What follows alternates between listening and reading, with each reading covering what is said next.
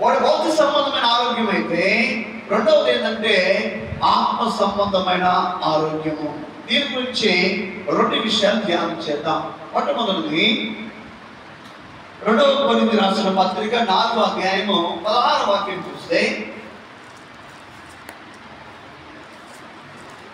2 కొరింథీయులకు రాసిన పత్రిక 4వ అధ్యాయం 16వ వాక్యం. కావున మేము అధైర్యపడము,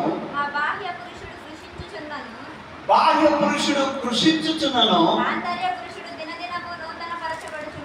వాకున్న ప్రియదేవుని బిడ్డలారా, పౌలు చెబుతున్నాడు, మేము దేవుని యొక్క పని నిమిత్తం ప్రయాణాలే చేయని.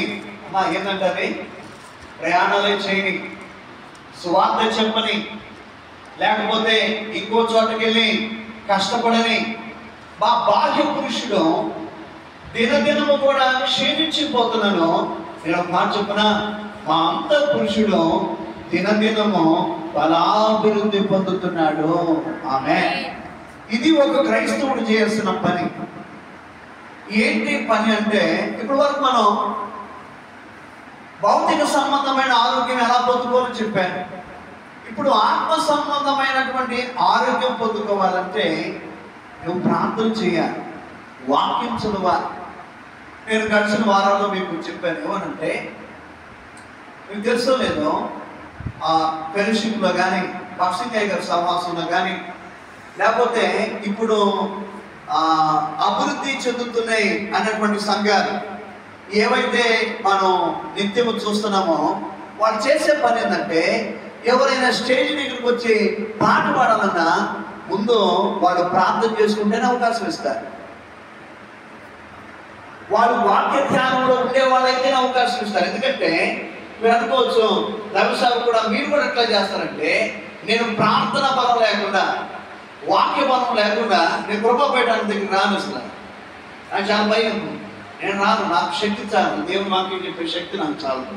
భౌతిక సంబంధమైనటువంటి బలం ఎంతైనా ఉన్నా ఆత్మ సంబంధమైన విషయాలకు వచ్చేసరికి నీ బలము సరిపోదు. నేను ఉదయకాలంలో వచ్చేటప్పుడు షాలేమన్న అనుకున్న వాక్యం ఏదో పెడితే పాస్టర్ గారు విన్నాను. ఆయన అంటే మీటింగ్స్ అయిపోయినప్పుడు నిస్సత్తుగా అయిపోతాడంట, బలమంతా పోయిందంట.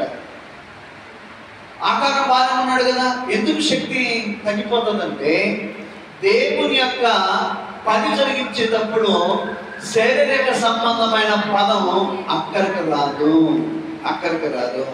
ఆత్మ సంబంధమైనటువంటి బలము మాత్రమే అక్కడికి వస్తుంది. అందుకే దైవజనమ, నువ్వు మందిరానికి వచ్చేటప్పుడు నీ జీవితంలో చేయాల్సిన పని ఏంటంటే, నీవు ప్రభా నేను పాట పాడబోతున్నా, ప్రభా నేను వాక్యం చదవబోతున్నా, కాబట్టి నేను ఆరాధన చేయబోతున్నా, నాకు కావాల్సింది ఏందో తెలుసా, శారీరక సంబంధమైన బలం కాదు కానీ ఆత్మ బలాన్ని అనుగ్రహించి ప్రభాని ప్రార్థన చేసి అప్పుడు మైకి పట్టుకోవాలి, అప్పుడు నువ్వు పాడుకోవాలి. ఇది ఏ సంఘంలో ఉన్న క్రమం అయినా సరే, అది భక్తిగత సమాసం కావచ్చు, ఫెలోషిప్ కావచ్చు, లేకపోతే ఇంకో సమాసం కావచ్చు, నీ జీవితంలో వాక్యము చదివి ప్రార్థన చేసిన తర్వాతనే కృపాపీఠం దగ్గరికి రావాలి. ఆమేన్.